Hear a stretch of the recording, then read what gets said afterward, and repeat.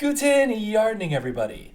Today's video marks the second installment in the resource we have created and compiled to help you understand which seeds are best to start in any given month, specifically here in Zone 5. Today's focus is on the beginning of the month of March.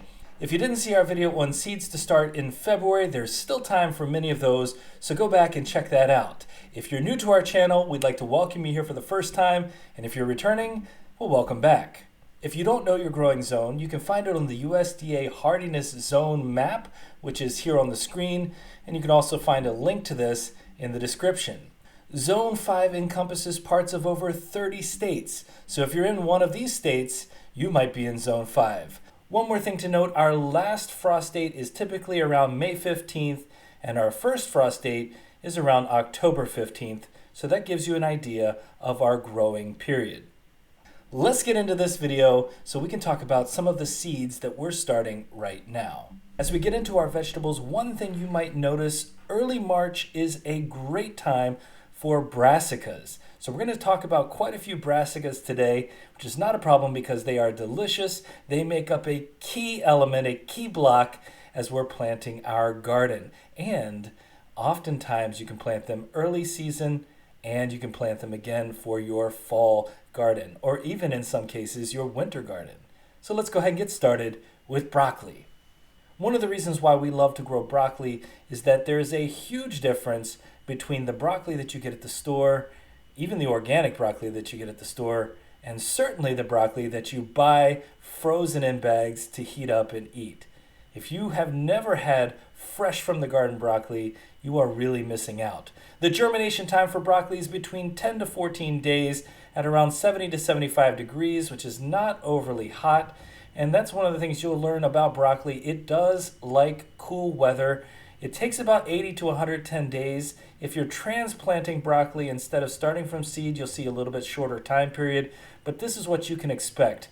Our experience with broccoli is that while it's growing, it will look as though nothing is happening for a long period of time, and then all of a sudden, a small little broccoli head will appear, and it will grow quickly after that. And one of the nice things about broccoli is it is not a single harvest crop.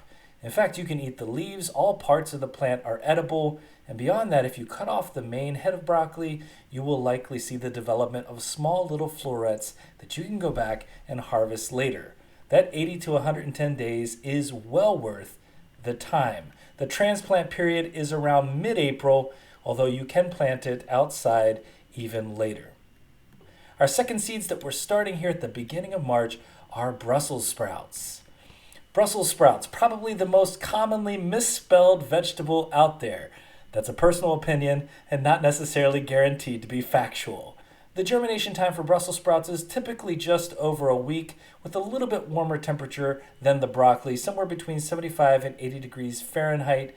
And the maturation time is between 80 to 110 days, though our experience has said that if you leave them out longer, you tend to get a little bit bigger Brussels sprouts. And when it comes to care of Brussels sprouts, they are very cold hardy. In fact, one of our earlier videos this year, we harvested some Brussels sprouts that were snow covered. And believe me when I say the taste was exceptional. One of the cool things about Brussels sprouts is the ones you see in the store are typically green, but there are a ton of other varieties, including some red Brussels sprouts that we're going to grow again here in the spring. The transplant time outdoors is pretty early to mid-April, because again, they are cold hardy vegetables. A lot of brassicas like that cooler weather, and so you're looking, if you start now, somewhere in the neighborhood of 6 to 8 weeks before you're taking them outdoors. Our third vegetable is cabbage. Cabbage is one of those vegetables that I grew up eating and not necessarily enjoying as much as I should have. A good steamed cabbage with a little bit of pepper on top is worth its weight in gold. Cabbage is another one of those vegetables that have a ton of variety, shapes, sizes, and colors, and they're well worth the experiment. They add a lot of value to the garden, and they also can stay outside on the plant for quite some time. And at 70 to 80 days for maturation, it's not like you're waiting around all that long. This past season, we even had one of our cabbages develop 3 different heads. And that was really cool to see. The germination time for these is pretty quick at 5 to 8 days. Again, the same temperature as our Brussels sprouts. You'll see a lot of commonality between these Brassicas, I think. The optimal temp is between 75 to 80 degrees Fahrenheit, and the transplant outdoors is once again early to mid-April. Cabbages are another one of those vegetables that you can plant now here in Zone 5 and then have a second planting that you can harvest in the fall or even closer to the winter time. Our fourth vegetable is our cauliflower. Now, cauliflower germinates at a bit higher temperature than some of the other ones. At around 80 degrees Fahrenheit, you're looking at a week to 2 weeks for that seed to fully germinate. And the maturation timeline for cauliflower varies a great deal, again, depending on how you're planting. If you're starting from seed, you're going to be looking at somewhere between 100 to 120 days typically. Now, cauliflower is a brassica that enjoys that full sun, which means 6+ hours of sun each day. But once the head starts to develop, you need to make sure you take those big leaves that grow around the head and pull them together and cover up that beautiful white head or yellow head or purple, depending on the type of cauliflower you're growing. There are a ton of different great varieties. And you can hold those leaves together with a piece of string or rubber band or whatever you have, and that protects them from changing colors. If you don't cover up the cauliflower head, you're going to find that the cauliflower itself burns a little bit and you're going to lose whatever color you started out with. Vegetable number 5, and probably the one that we actually grow the most of, is our kale. Now, for me growing up, kale did not have the same purpose as it does now. It was typically used, in my experience, as a garnish on a plate that people would look at and never eat. And that's a shame because kale is incredibly nutrient dense. It's excellent for you, and there are a ton of different varieties of kale. This year alone, we grew over 7 varieties of kale. Some of them perform better in our soil than others, and so that might be something you'd look into as well. Kale germinates very quickly. From seed, it's only about 5 to 8 days before you're going to start to see some development. And even though it says the maturation time period is between 50 and 75 days, the reality with kale is that it is one of the longest lasting vegetables that we've grown. And on top of that, you can start harvesting that kale from a very early stage. And so realistically, we've harvested as early as 35 to 40 days. Really, it depends on what you want. If you like those baby kale leaves versus the more mature leaves. The transplant time is around mid-April. It is a cold, hardy vegetable.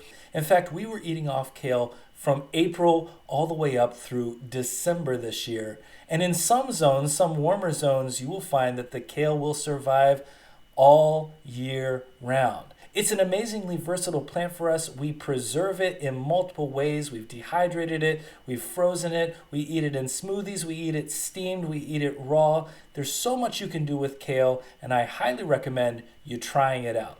Our 6th vegetable, and you can argue that it's a fruit or a vegetable, is our tomatoes. Now, tomatoes are my personal favorite.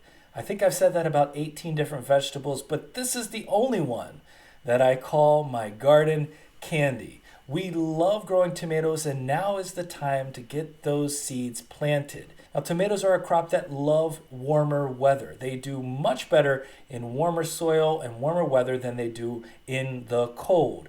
So the germination time of 5 to 10 days, you're going to find that there are better results when you get higher or closer to that 80 degree Fahrenheit temperature. If you can keep it that warm, then you're going to see great results, probably just a little bit faster. And you'll notice that that transplant outdoors date here in Zone 5 is mid to late May because it has to be after that last frost date.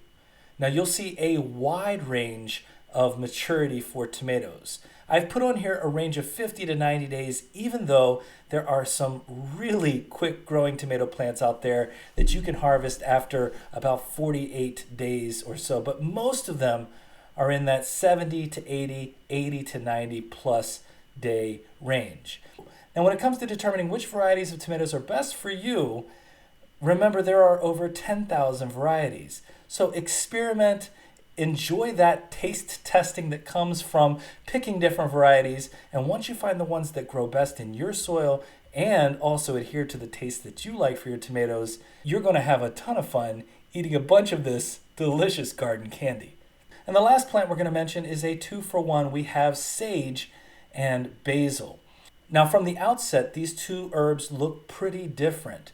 At 70 to 75 degrees Fahrenheit, we're looking at 5 to 7 days of germination time for the basil and about 3 weeks for the sage. So early on, there's a big time difference.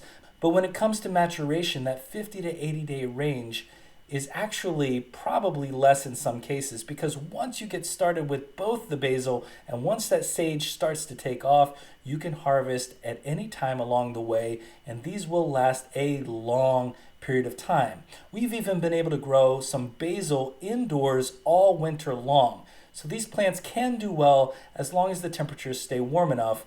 And you can see that our transplant outdoor time period is around mid-May, which means they like that warmer weather as well.